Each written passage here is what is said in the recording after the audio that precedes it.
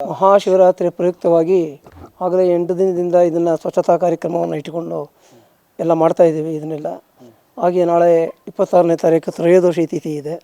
7:20ಕ್ಕೆ ಸರಿಯಾಗಿ ಇಲ್ಲಿ ಸಂಕಲ್ಪ ಮಹಾಸಂಕಲ್ಪ ಗಣಪತಿ ಪೂಜೆ, ಆಮೇಲೆ ಪುಣ್ಯಾಹ, ಆಮೇಲೆ ಪಂಚಾಮೃತಾಭಿಷೇಕ, ರುದ್ರಾಭಿಷೇಕ, ಏಕಾದಶ ವಾರ ರುದ್ರಾಭಿಷೇಕಗಳು ಎಲ್ಲ ನಡೆಯುತ್ತೆ. ಆಮೇಲೆ ಮಹಾಮಂಗಳಾರತಿ ಆಗುತ್ತೆ, ಸಹಸ್ರ ಬಿಲ್ವಾರ್ಚನೆ ಎಲ್ಲ ಆಗುತ್ತೆ.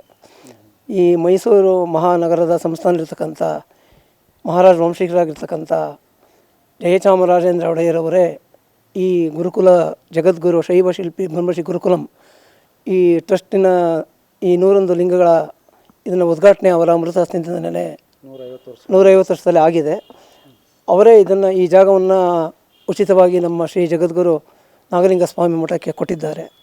ಪ್ರತಿ ವರ್ಷ ಅವರನ್ನು ಸ್ಮರಣೆ ಮಾಡ್ಕೋತಾ ಇದ್ದೀವಿ. ಮಹಾರಾಜರನ್ನು ನಾಲ್ವಡಿ ಕೃಷ್ಣರಾಜ ಒಡೆಯರಾಗಿರ್ಬೋದು, ಜಯಚಾಮರಾಜೇಂದ್ರ ಒಡೆಯರಾಗಿರ್ಬೋದು, ಹಾಗೆ ಅದರ ಜೊತೆಗೆ ನಮ್ಮ ಅವರ ಗುರುಗಳಾಗಿರ್ತಕ್ಕಂಥ ಶಿಲ್ಪ ಸಿದ್ಧಾಂತಿ ಸಿದ್ಧಲಿಂಗ ಸ್ವಾಮಿಗಳು ಹಾಗೂ ಮಹಾದೇವ ಸ್ವಾಮಿಗಳು, ಅವರು ಶ್ರೀ ಜಗದ್ಗುರು ಕರಸ್ಥರ ನಾಗಲಿಂಗ ಸ್ವಾಮಿ ಮಠ ಟ್ರಸ್ಟು ಹಾಗೂ ಗುರುಕುಲ ಜಗದ್ಗುರು ಶೈವಶಿಲ್ಪಿ ಗುರುಕುಲ ಟ್ರಸ್ಟ್ ವತಿಯಿಂದ ಇದನ್ನು ಮಹಾಶಿವರಾತ್ರಿಯನ್ನು ನಡೆಸ್ತಾ ಇದ್ದೀವಿ. ಬೆಳಗ್ಗೆ ಏನೆಲ್ಲ ಪೂಜೆಗಳಿರ್ತವೆ ಸರ್? ನಾಳೆ ಎಷ್ಟು ಜನ ಬರ್ಬೋದು ನಿರೀಕ್ಷೆ ಇದೆ? ಅದು ಹೇಳೋಕ್ಕಾಗಲ್ಲ ಎಷ್ಟು ಜನ ಸೇರ್ತಾರೆ ಅಂತ. ಒಂದು 75-80 ಸಾವಿರ ಜನ, 1 ಲಕ್ಷದ ಹತ್ರ ಜನ ಬರ್ಬೋದು ಅಂದಾಜು. ರಾತ್ರಿ ಎಲ್ಲ 4 ಜಾವದ ಪೂಜೆಗಳನ್ನು ಮಾಡ್ತೀವಿ. ಯಾರ್ಯಾರು ಭಕ್ತಾದಿಗಳು ಏನೇನು ಪೂಜೆ ಕೇಳ್ತಾರೆ ಅದನ್ನೆಲ್ಲ ಮಾಡಿಕೊಡ್ತೀವಿ.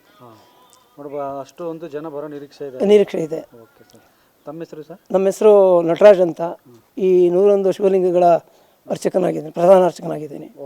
ನಮ್ಮ ಜೊತೆಗೆ ನಂದಕುಮಾರು, ಸಿದ್ದಪ್ಪಾಜಿ ಹಾಗೂ ನಮ್ಮ ಜಗದ್ಗುರು ನಾಗಲಿಂಗ ಸ್ವಾಮಿ ಮಠ ಟ್ರಸ್ಟು ಉತ್ತರಾಧಿಕಾರಿಯಾಗಿರ್ತಕ್ಕಂಥ ನಾಗಲಿಂಗ ಸ್ವಾಮಿಗಳು, ಅವರು ಕೂಡ ಇದಕ್ಕೆಲ್ಲ ಸಹಕಾರ ಕೊಡ್ತಾ ಇದ್ದಾರೆ.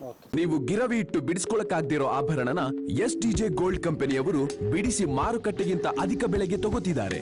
ಅಷ್ಟೇ ಅಲ್ಲ, 1 ಕೂಪನ್ ಕಾರ್ಡ್ ಕೂಡ ಕೊಡ್ತಾ ಇದ್ದಾರೆ.